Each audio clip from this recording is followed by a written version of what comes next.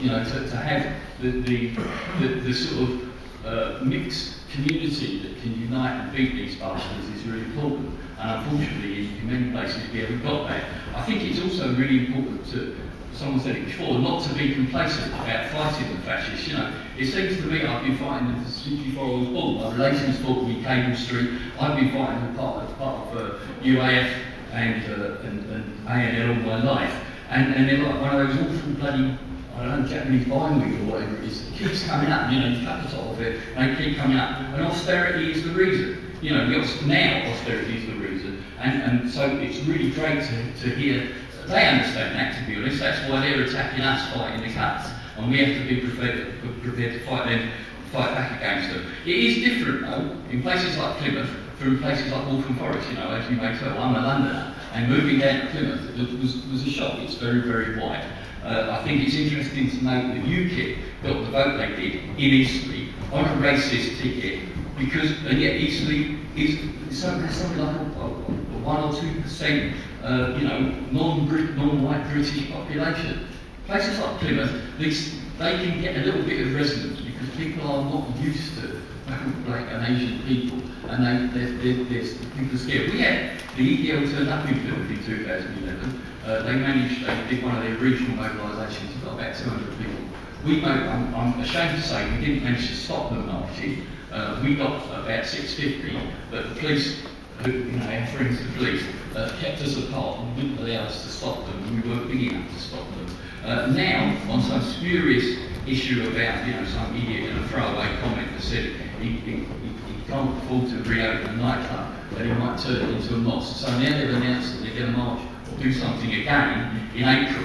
You know, these bastards, their heads keep coming back up, and we have to cut them off every time. So we will be, you know, we'll organise a meeting next week and all the rest of it. We'll mobilise to stop them, and no doubt we'll stop them, and no doubt there'll be a small turnout. But we have to be prepared. Every single time they put their head up, we have to cut it off and make sure that they, you know, they can't get any traction, they can't build. I think that's really important in predominantly white communities, much more difficult. So, you know, comrades, it's great to see you all here. We've got to keep fighting and make sure that, you know, never again remains our slogan.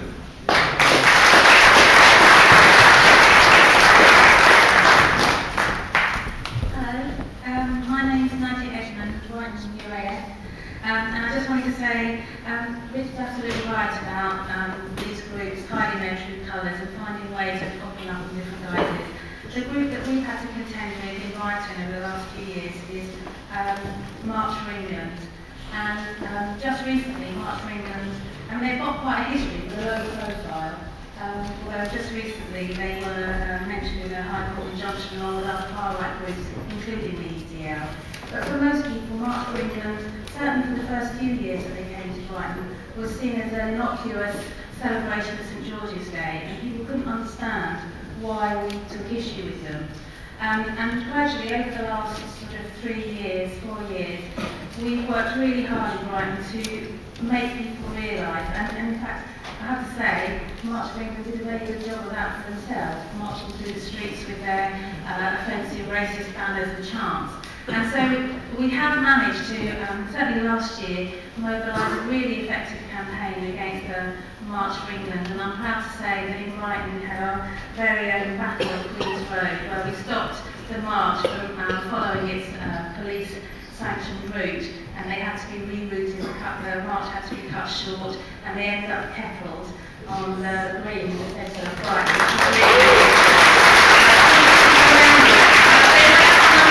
They were outnumbered at 10 to 1, so they were kettled by the police, but then the police themselves were kettled by the massive demonstrators against them, and they were then escorted back to the station, completely humiliated. So that was a real success, but unfortunately that won't stop them coming back. It didn't stop them coming back in June under pretext of some royal event to cause havoc. The reason they choose Brighton is a bit difficult. I mean, obviously it's a seaside town and it's a nice day out. It's easy to sell to the EDL. But I think one of the reasons is, of course, homophobia. And what they do when they come and they finish their march is rampage round the pubs of Brighton and focusing particularly on any gay pubs that they can. Our campaign has been really successful. We had a great year last year. We're mobilising again this year. We're hoping to make it even bigger and better. Yeah, and one of the things that I went to Walthamstow, and that was really inspiring. And one of the things that I really want to take from the Walthamstow campaign is the involvement of faith groups. That's one area that we haven't been so successful with in Brighton. So Father Tatsky, I might want to capture at some point and talk to you about how we best do that. Thank you.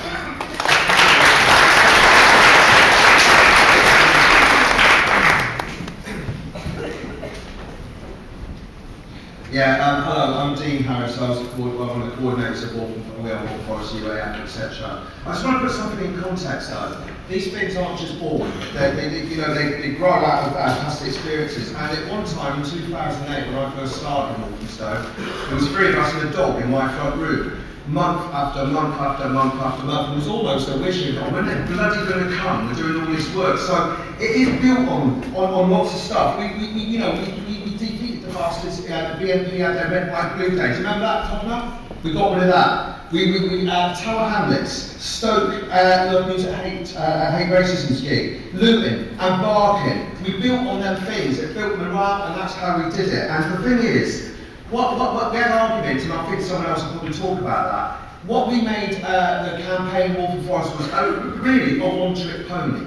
And that is, we're going to defeat the Nazis. And we have to work together to do that. There was lots of people with different political affiliations. It's really important to remember that. When you're going on board and having a meeting, that's the way to go forward.